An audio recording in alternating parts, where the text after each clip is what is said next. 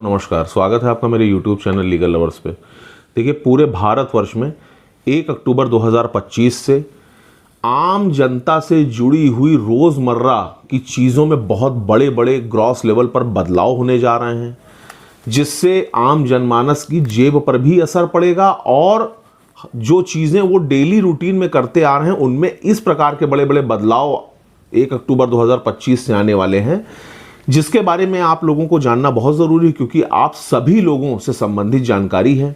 चाहे वो पेंशन हो, चाहे वो यूपीआई पेमेंट हो, चाहे वो बैंकिंग ट्रांजैक्शन से रिलेटेड मामला हो, चाहे वो एलपीजी गैस बुकिंग से संबंधित मामला हो, हर मामले से संबंधित कुछ न कुछ बदलाव 1 अक्टूबर 2025 से पूरे भारतवर्ष में लागू होने जा रहे हैं। आप लोगों को मैं बता दूं कि 1 अक्टूबर 2025 से रेलवे टिकट बुकिंग में भारी बदलाव आने जा रहे हैं। अब आईआरसीटीसी की वेबसाइट ऐप से जनरल और तत्काल दोनों तरह के टिकट के लिए रिजर्वेशन खुलने के शुरुआती 15 मिनट के अंदर ही वही यात्री टिकट बुक कर पाएंगे सिर्फ जिनका आधार वेरिफिकेशन पहले से हो चुका है। ये नियम जो लाया गया है, ये टिकट एजेंटों और दलालों की धांधली को रोकने के लिए लागू किया गया है, जिससे आम जनता को टिकट मिलना आसान हो जाएगा, क्योंकि टिकट काउंटर खुलने के बाद दलाल और एजेंट हावी नहीं हो पाएंगे, उनकी सेटिंग नहीं चल पाएगी और एक नॉर्मल व्यक्ति भी घर में बैठ करके तत्काल का टिकट बड़ी आराम से बुक कर सकेगा ओटीपी नंबर और वेरिफिकेशन के माध्यम से। इसी प्रकार से एलपीजी सिलेंडर के दाम और नियमों में भी भारी बदलाव आएंगे पूरे भारत में। एलपीजी सिलेंडर की कीमतें 1 अक्टूबर से बदल गई हैं, संशोधित हुई हैं।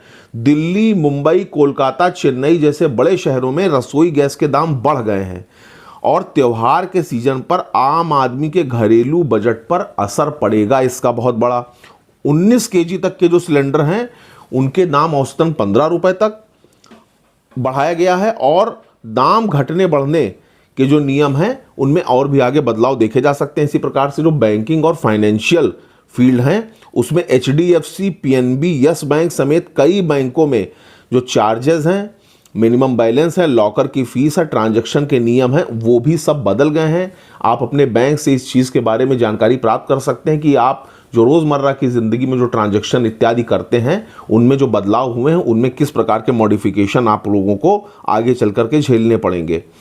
इसी प्रकार से यस बैंक जो है उसके वेतन खाते में एटीएम निकासी, सीमा, डेबिट कार्ड आदि जो चार्जेस हैं उनमें संशोधन हुआ है। यूपीआई के पेमेंट भी 1 अक्टूबर 2025 से पूरी तरह बदल गए।